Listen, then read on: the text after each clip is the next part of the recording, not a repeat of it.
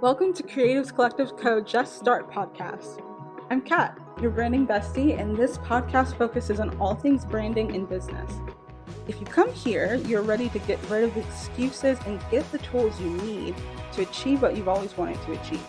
Whether you've just started your business or are ready to scale upwards into something more, I'm here. Are you ready? Let's get into it.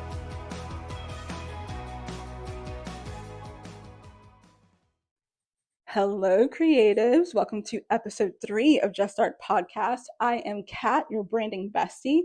I love talking all things branding, and I wanted to yap with you today. Whether it is the beginning, middle, or end of your day, I am so excited to have you alongside. So let's hop in. Today's yap sesh is going to be about the exact minute I found out that I was not cut out for the 9-to-5 life. And that may be you too. As much of an aspiring entrepreneur as I was, and I've been that since I was a child, I knew that I wanted to be in business for myself. I still had to make money. I still had to have a job like all of us do. And so I hopped into retail in my early 20s. I worked at this particular store for about a year, and we had gotten a brand new general manager. She was so passionate about her job, and she expected all of us to be the same. And I was not. I was not like passionate in the least. And so I don't want to get too detailed in this. I'll keep it to the exact story. But she and I had already had a few run-ins. So she had one of the things that she was doing that she had implemented that was kind of over the top, that was above and beyond, was she wanted the store to be perfectly presentable the next day, and she didn't care how long we had to stay there until it was done. It would be anywhere between an hour over the time you were supposed to leave to 2 hours. I remember one night it was practically midnight, and I was getting tired of it. I was over it. I didn't enjoy having to stay that late and then turn around and have to open the next morning. So I decided that from now on, I wanted to leave on time. Now, when I made this decision, I remembered, particularly when I first started, I went over my employee manual, and I remembered this one little section in there that said that if you were to stay late past your time, if you had to stay late to finish a task, you had to get approval from your manager to stay 10 minutes late. As I was plotting and scheming, I realized, I was like, you know what?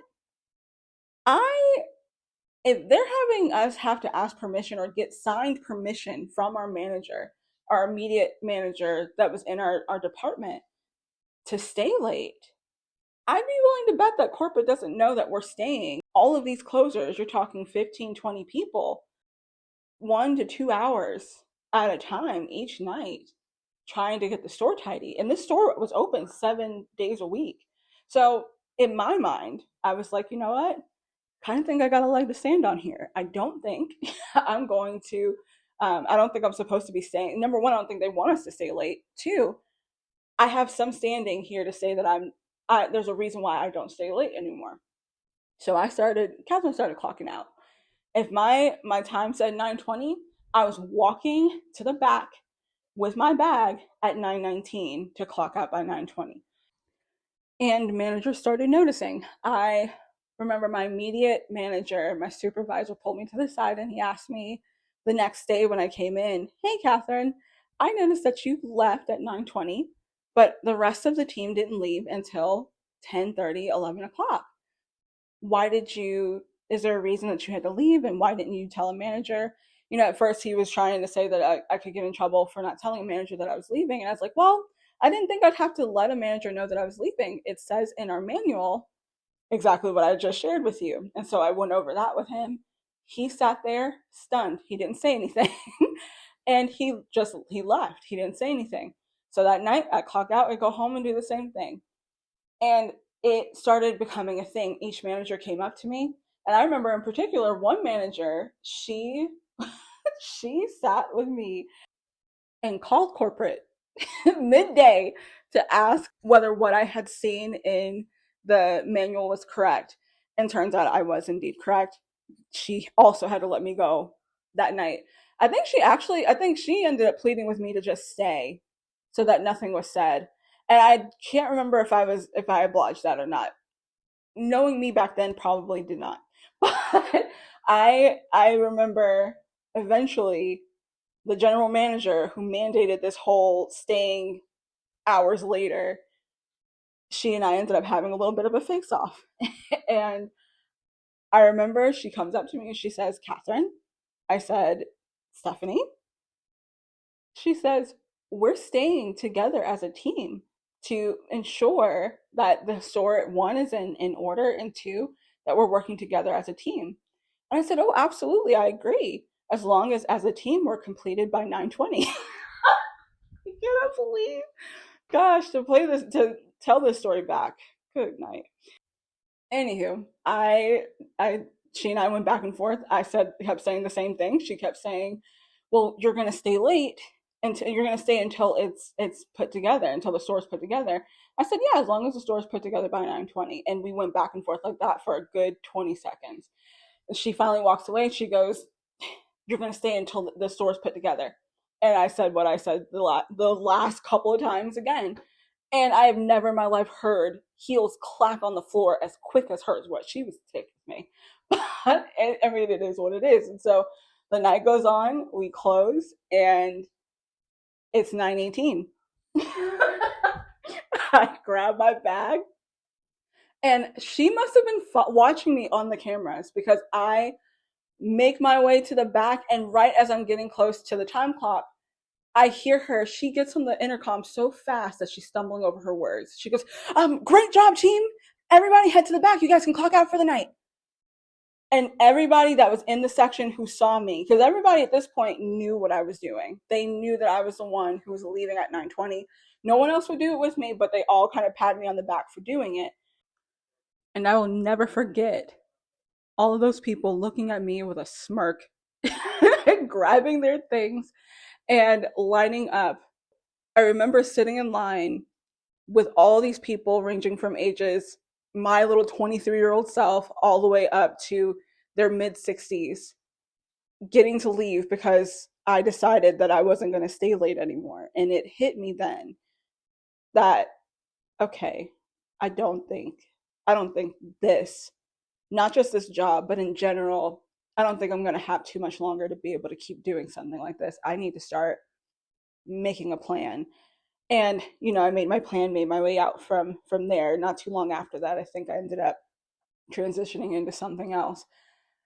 Now, why am I telling this story? Not only because I like regaling about my glory days of being such a sassy mini boss lady, but because I feel like there's so many other people out here, especially in this time, who needs this kind of connection point.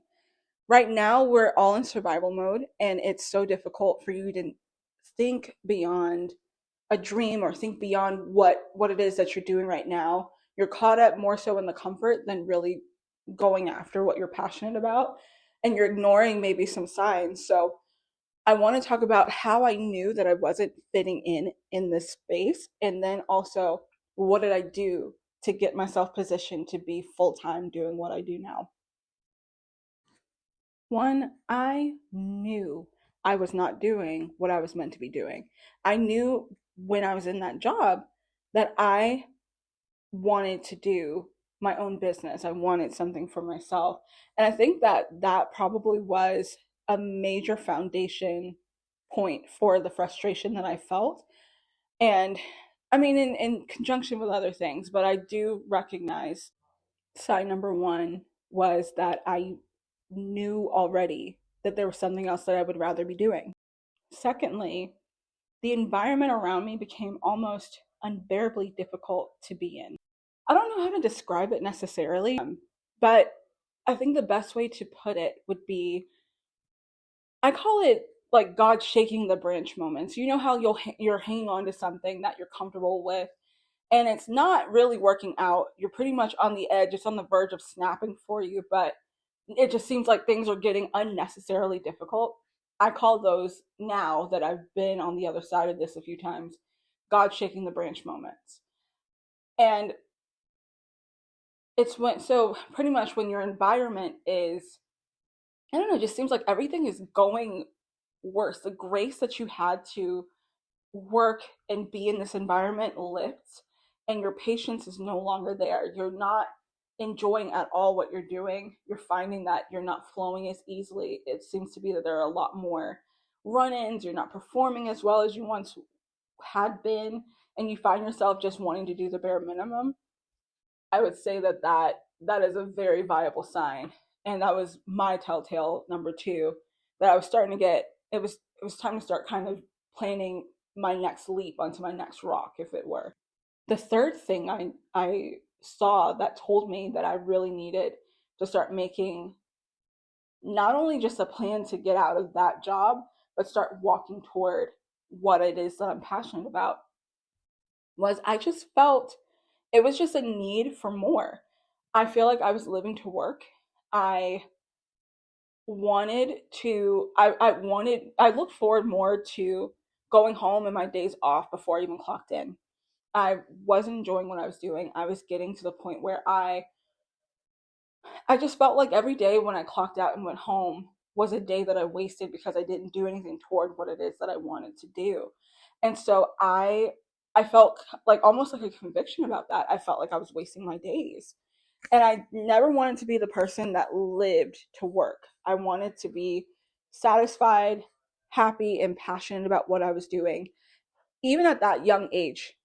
And I wasn't doing that. And so I feel like I was miserable, very miserable. And it was difficult for me to just turn off the feelings of being passionate about this thing, which is that millennial optimism.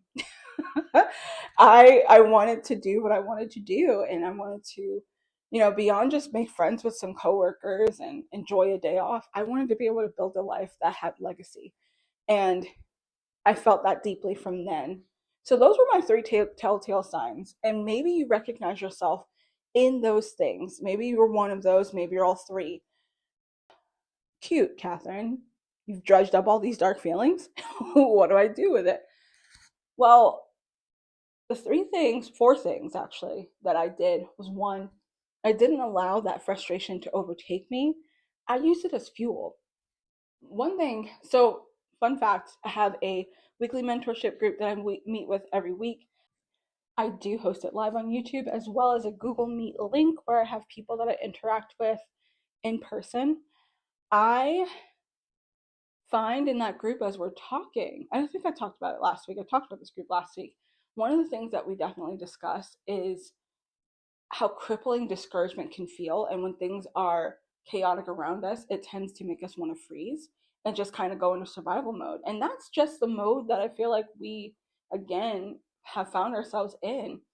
And I want to invite people to not only just dream again, but make plans, go forward. And so when I found myself frustrated, I looked at it and I said, you know what? I don't want to stay in this forever. I need to make a plan. I need to get out. I need to do what I need to do. And so I would come home and I would burn the midnight oil. At that point, I was really passionate about fashion and clothes, and I was traveling and doing trade shows at different conferences and things like that.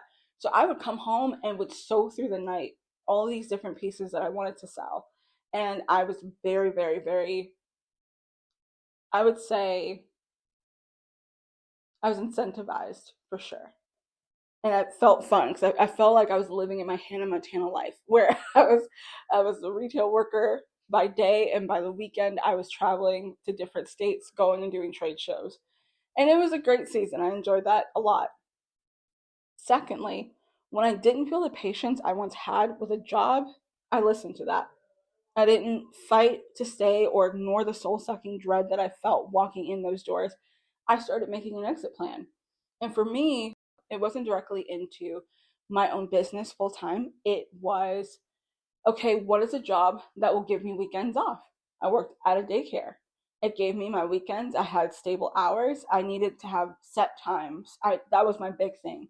Was I didn't like my time being controlled like that. I just needed, you come in on this date to this date, you get off Saturday, you get your holidays off, all that good stuff, and then you're able to work on your side projects And then from there, I started working for myself. I became a nanny privately for a family, and I made double what I made as a daycare teacher in 3 days. So that gave me 4 days off to be able to do what I needed to do.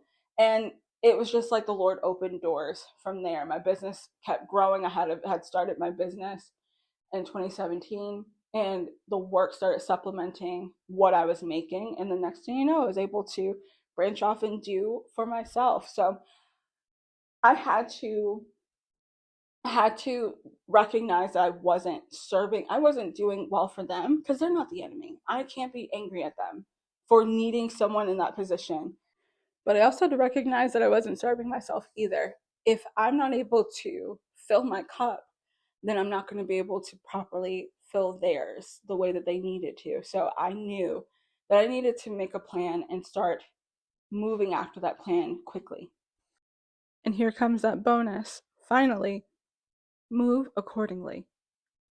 Again, this is not a permission slip for you to quit your day job, but it is a call for you to make an exit plan by going after what you're wanting to go after. When was the last time you made a list? What are the things that you have worked on before? Take account of what you've done in the past and pick up where you left off. Make a plan and give yourself a deadline. These things help you not only feel alive, but they renew and restore your purpose. And it makes your job a lot more tolerable. Now, again, if step two, which is you feel like your job and the grace you had over that job is slipping and you need something different, then my suggestion is for you to begin using your left hand without letting your right hand know what you're doing. Look for a job or look for something that will give you more space to be able to expand and create. And then you'll be able to scale from there. You are too good, and your dream is too big for you to just be settling. What you're doing right now is not enough. It's time for you to make some consistent steps. And if you want help with that, if you're needing some accountability, if you're wanting someone who has a clear cut plan, who has helped countless other entrepreneurs build their businesses from the ground up or scale it beyond what they had.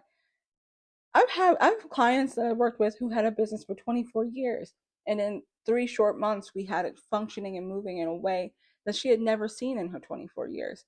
If that is what you want, if you want a fine built, well running machine, then boy, do I have a deal for you. I have a group coaching course that I am launching in May, but I'm doing my pilot course in about less than a month here in March. And I'm opening it at a 75% discount to 20 students who are willing to do the work, go through the course, get the resources, get the help and the clarity you need in the community that you deserve. Then I will leave all the info you need to enroll in the show notes. Again, it has been such a pleasure yapping with you. I like this. I think I'm going to do more story times on the podcast.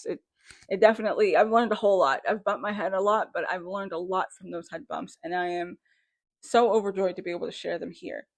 Again, I am Kat, your branding bestie. It is always awesome to connect with you. I hope you are watering your animals, feeding your plants, and remember, it is time for you to step out and do something special for yourself. Time for you to do what you are called to do. You are ordained for such a time as this. Until next time.